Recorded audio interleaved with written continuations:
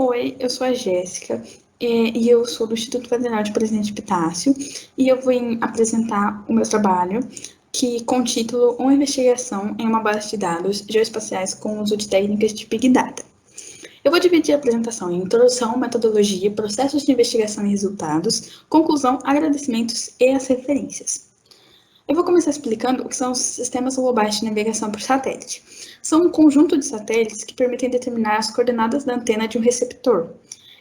Além de eu conseguir determinar onde os satélites estão, né, onde uma antena está, eles coletam também dados e nos enviam. Os dados, eles passam pela ionosfera, que é a camada situada entre a baixa atmosfera e a magnosfera. Quando os dados estão passando pela ionosfera, eles podem sofrer cintilações ionosféricas, que são um desvio na exatidão dos dados. Então, quando a gente recebe os dados, eles podem estar não totalmente corretos. Aí a gente tem os receptores GNSS, que são utilizados para fazer uma estimativa da cintilação. Ou seja, eles estão ali para dizer mais ou menos quanto que foi qual foi a margem de erro daqueles dados. E como a gente recebe muitos dados para fazer toda essa parte, a gente vai utilizar técnicas de Big Data para armazenar e explorar todos esses dados, né? E aí, o conceito de Big Data pode ser definido como um grande conjunto de dados que precisam de ferramentas especiais para analisar eles todos, né? Porque são muitos dados.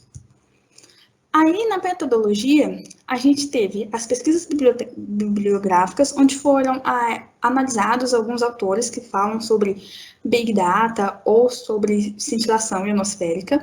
Depois a gente fez a análise de uma base de dados Cigala/Calibra, né? E junto com essa base de dados, a gente foi estudando ferramentas e técnicas de Big Data. Então, a gente foi pesquisando junto com uma base de dados para saber o que era o Big Data. A gente fez toda essa pesquisa na linguagem de programação Python, né? E aí a gente tinha que pesquisar sobre como que mexia com o Python. As ferramentas utilizadas para fazer a análise da base de dados foram o Jupyter Notebook e o Google Colab. A maior diferença entre eles é que o Jupyter Notebook, ele funciona online, mas ele funciona melhor instalado na sua máquina. Só que o Google Colab, ele já não precisa ser instalado na sua máquina, e ele também tem as suas próprias bibliotecas, então você não precisa instalar a biblioteca na sua máquina. Aí, para a gente plotar os gráficos depois, foram estudadas as bibliotecas Seaborn, Matplotlib, Plotly e o PyPlot.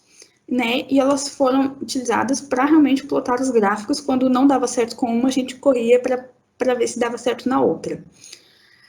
Aí, nos processos de investigação e resultados, a gente teve a pesquisa, né, que foi utilizado o Google Colab para importar a base de dados e fazer toda a análise ali em cima dela, né, e aí quando a gente pegou a base de dados, a gente viu que ela tinha muitos atributos diferentes. E a gente montou uma tabelinha para saber o que significava cada um, e a gente acabou selecionando 3 que eram mais importantes para a gente naquele momento, que era o índice S4, azimuth e a elevação. O índice S4, ele mede a severidade das cintilações ionosféricas. É basicamente um desvio padrão dos dados ali. O azimuth, ele mostra um ponto qualquer no horizonte. Então, ele é medido de norte a sul, de 0 a 365 graus. Então, ele vai na linha do horizonte. A elevação, como o nome já diz, ele é a elevação do satélite. Então, juntando o azimuth e a elevação, a gente pode saber exatamente onde o satélite está no espaço e saber de onde veio o dado.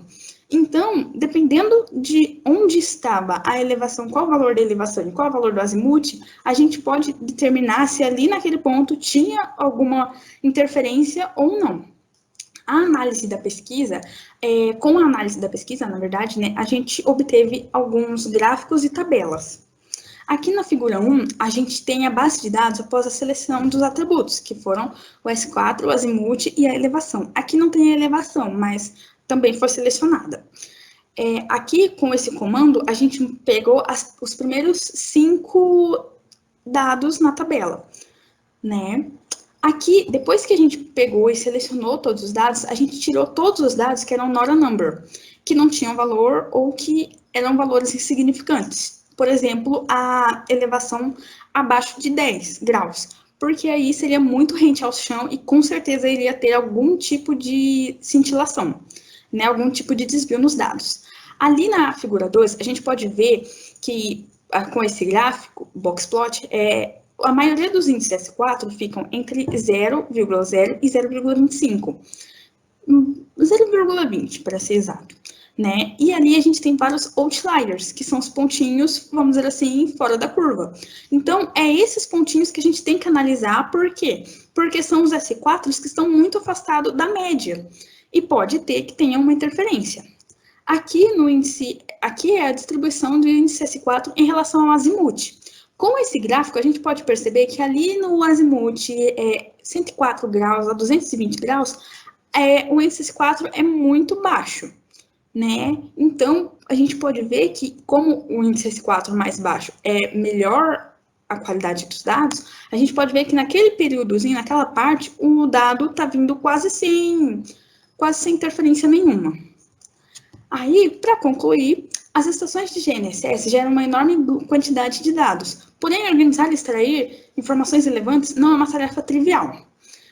Por isso que a gente vai utilizar as técnicas de Big Data, em uma base de dados com bilhões de registros, com o objetivo de investigar a dinâmica do fenômeno e seus efeitos no posicionamento dos satélites. Como é muitos dados, a gente precisa de ferramentas especiais, porque é muitos dados. Aí, os autores agradecem ao Instituto Federal de Presidente Epitácio, aos sistemas de micro e nanoeletrônicos, o suporte à navegação aérea, o Conselho Nacional de Desenvolvimento Científico e Tecnológico e a coordenação de aperfeiçoamento pessoal de nível superior. Aí aqui tem as referências e agora eu estou aberta a dúvidas. Muito obrigada.